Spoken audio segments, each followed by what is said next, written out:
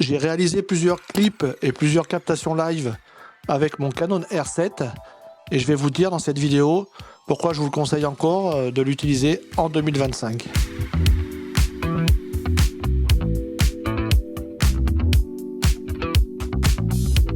Alors ce Canon R7, je l'ai utilisé avec plusieurs objectifs puisque j'en ai deux et ça me permet déjà dans un premier temps d'avoir le même profil d'image sur mes deux caméras. C'est toujours un peu galère de réétalonner ces images quand on a deux boîtiers différents. Donc c'est pour ça que j'avais investi dans deux Canon R7 pour mes captations live, que ce soit pour du concert, des forums, de l'événementiel, de l'interview en multicam. Ça me permet de faire des profils d'images vraiment identiques et ça évite d'avoir des effets un petit peu d'images qui sont pas forcément avec la même colorimétrie, avec deux boîtiers différents. Donc le Canon R7, j'en ai deux et j'ai le même profil d'image. Je me pose plus cette question de réétalonner les images de mon boîtier. Donc les avantages avec ce Canon R7, c'est qu'on a un double slot d'enregistrement.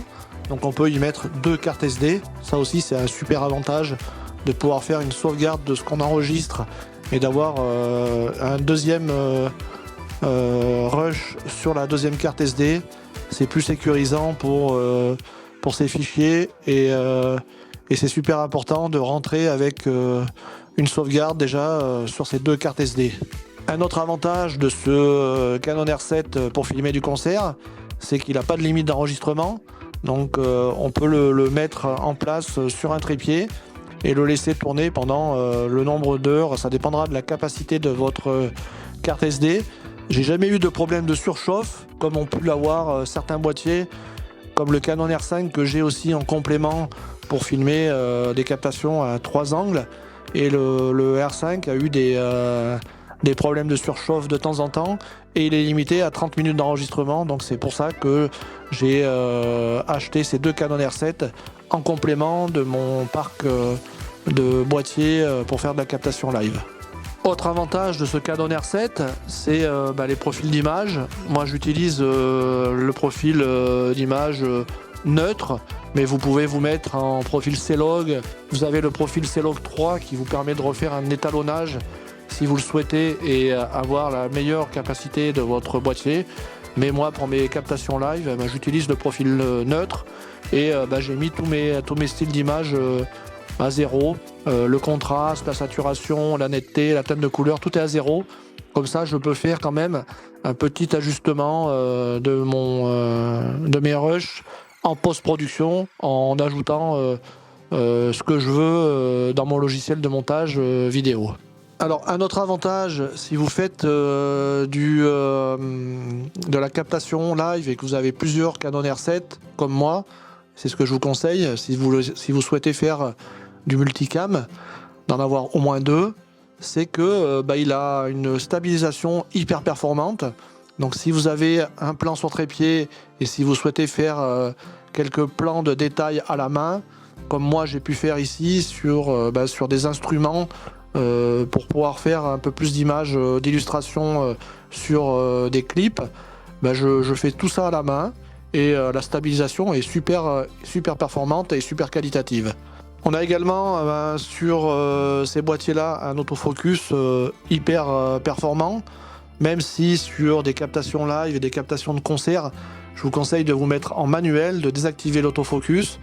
Vous faites votre mise au point sur la scène ou sur le chanteur avec l'objectif que vous avez mis sur votre Canon et vous désactivez l'autofocus et vous avez une aide qui est le focus picking. Vous allez avoir des petits points rouges ou des petits points verts. Ça dépend comment et quelle couleur vous souhaitez paramétrer votre focus picking. Et là, vous allez être sûr d'être net sur votre sujet. Donc même si l'autofocus est performant, sur des concerts, et puis quand il y a un peu de fumée, quand il y a des lumières qui varient beaucoup, le conseil que je vous donne, c'est de vous mettre en manuel, même si l'autofocus est performant. Je vais vous montrer quelques exemples d'images que j'ai réalisées avec ces Canon R7 sur des captations live que j'ai réalisées il y a peu de temps. Donc le premier, je l'avais équipé d'un 70-200. Le réglage de mon boîtier, il était en 4K en 25 images par seconde et j'avais réglé en IPB. Donc l'IPB, c'est la plus haute résolution qu'on peut retrouver sur son Canon R7 en 4K.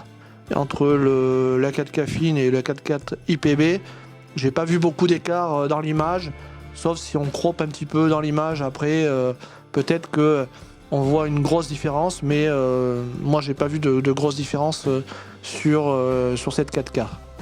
Donc voilà, j'ai été mis en 4K, donc 25 images par seconde. J'avais réglé mon shutter à 1/50e et les ISO étaient à 800 et j'étais à f4 avec mon 70-200 pour faire des plans un petit peu sur un batteur, sur un gros plan sur une chanteuse ou sur un instrument. Voilà un petit peu les réglages que j'avais utilisés sur ce premier boîtier. Le deuxième boîtier, je l'avais équipé, c'est celui-ci, du 85 mm f2 RF. Et je l'avais réglé pareil à 1/50e.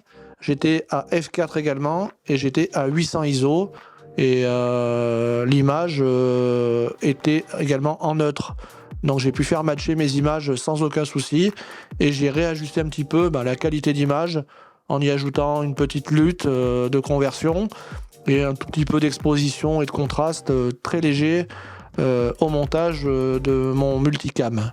Pour filmer en multicam et sur des choses qui peuvent durer très longtemps, et j'ai investi dans des chargeurs comme ceci. Moi j'ai équipé mes boîtiers avec cette batterie qui est reliée à une alimentation et je branche tout ça dans la salle à côté du régisseur ou aux endroits où j'ai déposé mes boîtiers, et ça me permet d'être sûr que l'enregistrement va se faire correctement. Je vais quand même checker de temps en temps, mais je sais que j'aurai pas de problème de batterie à aller changer au bout d'une heure ou de 30 minutes, ça dépend des batteries, du contenu de votre batterie, mais je suis sûr que ça c'est un problème qui est réglé. Mon alimentation, je m'en occupe pas. Je vais mettre des cartes SD assez conséquentes si je filme en 4K, donc au minimum des 128 Go pour être sûr d'avoir l'intégralité de mon concert ou de mon clip à l'intérieur de cette carte SD. Et si vous faites une copie, mettez 2 cartes SD à peu près identiques, comme ça vous êtes sûr d'avoir la même chose sur les cartes SD et qu'il n'y ait pas de problème de compatibilité des 2 cartes SD. Je vais vous montrer tout de suite un petit peu les réglages que je fais la plupart du temps avec l'écran de mon R7 pour vous montrer que c'est assez simple de les paramétrer.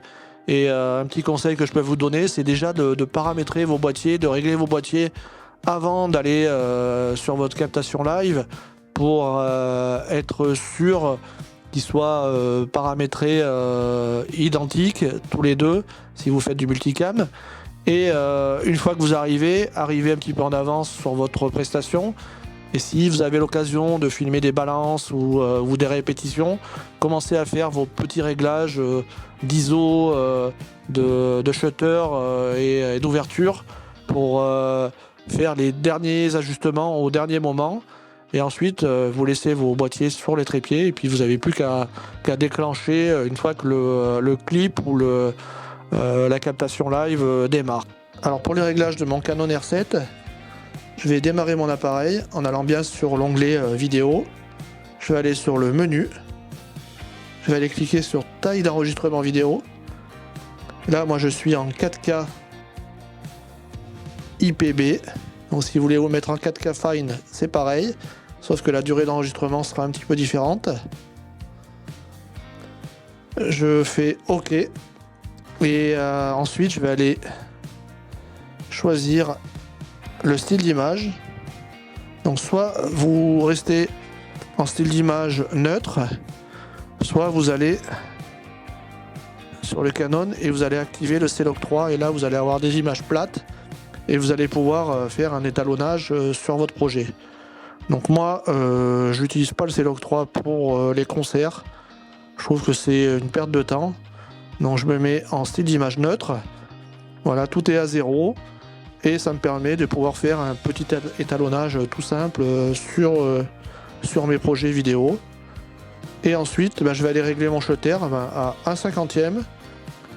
L'ouverture, vous faites votre ouverture selon votre lumière dans la salle. Donc souvent en concert, on n'a pas beaucoup de lumière, mais je vous conseille de quand même rester aux alentours de f2.8 à f4. Ça dépend un petit peu justement de la luminosité de la salle.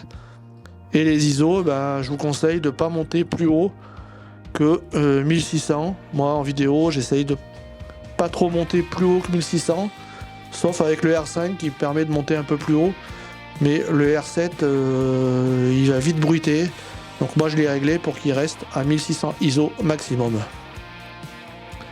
Donc voilà à peu près les réglages que j'utilise avec ce Canon R7.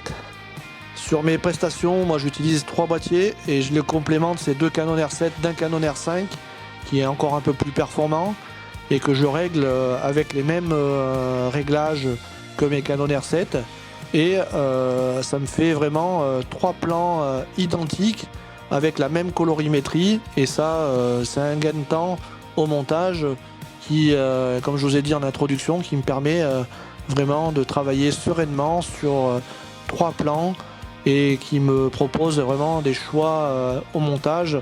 D'avoir 3 plans sur une interview ou sur une captation live, c'est super classe, et ça donne du peps et du dynamisme à mes montages multicam, que ce soit pour du gala de danse, pour du live ou du clip. Donc pour récapituler, j'utilise mes 2 Canon R7. Le premier, je lui mets un 70-200 pour faire du gros plan. Et le deuxième, je suis sur un 85 mm pour également faire un plan un peu plus serré sur un instrument ou sur des visages ou sur des chanteuses par exemple. Et le troisième boîtier, c'est mon Canon R5 qui complémente tout ça et que j'utilise souvent pour faire du plan large. Voilà un petit peu comment je fonctionne pour faire de la captation live de concert ou de clip. Voilà, cette vidéo est terminée, j'espère que ça vous a plu. N'hésitez pas à vous abonner à la chaîne, à me laisser des commentaires et à me dire ce qui vous a plu dans cette vidéo et si vous souhaitez voir un peu plus de contenu de ce style-là. Allez, à plus les amis, et on se retrouve tout de suite dans une nouvelle vidéo.